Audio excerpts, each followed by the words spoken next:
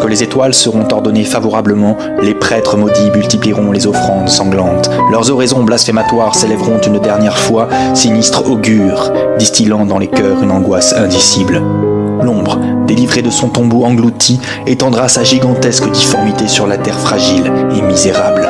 Au moment où la lumière se dissipera, tout courage, toute vigueur et tout instinct de survie auront déserté le genre humain. Aucun dieu ne répondra à l'appel des plus faibles, aucune philosophie ne secourra les plus démunis. L'ère des hommes prendra fin, supplanté par le chaos magnifique des grands anciens. Ceux qui les auront vus en rêve comprendront que tout était vrai, des profondeurs insondables de la cyclopée Nerlier, aux tours en ruine de la merveilleuse Kadat, de ces lunes monstrueuses brillant de 1000 couleurs à ces créatures hideuses se prosternant devant leur immensité terrifiante. Les autres sceptiques de la première heure, détracteurs des antiques écrits occultes, crieront à la folie en ravalant leur sarcasme. Cependant, tous sauront que l'ordre millénaire reprend sa place après avoir été réduit au silence et à la clandestinité. Tous sauront que la vie originelle reprend ses droits. La fin approchant, plus rien ici-bas n'aura le même sens. Bien et mal, loi et morale, raison et folie présent, passé et avenir, ici et ailleurs, rêve et réalité, vie et mort.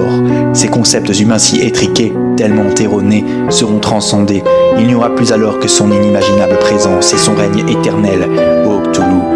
Les calamités que l'homme aura connues à travers les siècles feront figure d'inoffensifs feux de paille et de maladies imaginaires. Mis face à sa médiocre condition, il découvrira une réalité nouvelle, une nature cosmique, libre et sauvage. Au diable les actions passées, car elles n'auront jamais existé, chimères que les faits à venir, car ils ne verront jamais le jour. Le monde sera devenu un asile d'aliénés à ciel ouvert. Ô Cthulhu. Certains périront dans les atroces tourments d'une lente calcination. Dans le seul présent qui demeurera âcre et brûlant, la réalité portera l'abominable masque de la désolation. Ceux qui le vénéreront deviendront ses esclaves et seront dépouillés de tout attribut rappelant leur humanité. Entamant d'obscènes farandoles, ils célébreront sa gloire. Au son des flûtes démoniaques, les profonds surgis des flots sombres viendront se mêler à ces orgies hurlantes, ces sabbats de fin des temps, gratifiant leurs maîtres de danses lascives et grotesques. Et dans une extase sans pareille, tous seront frappés par l'onde terrible, soufflés comme de dérisoires grains de poussière dans le cataclysme ultime de l'humanité. N'est pas mort ce qui a jamais dort, et au long des airs étranges peut mourir même la mort.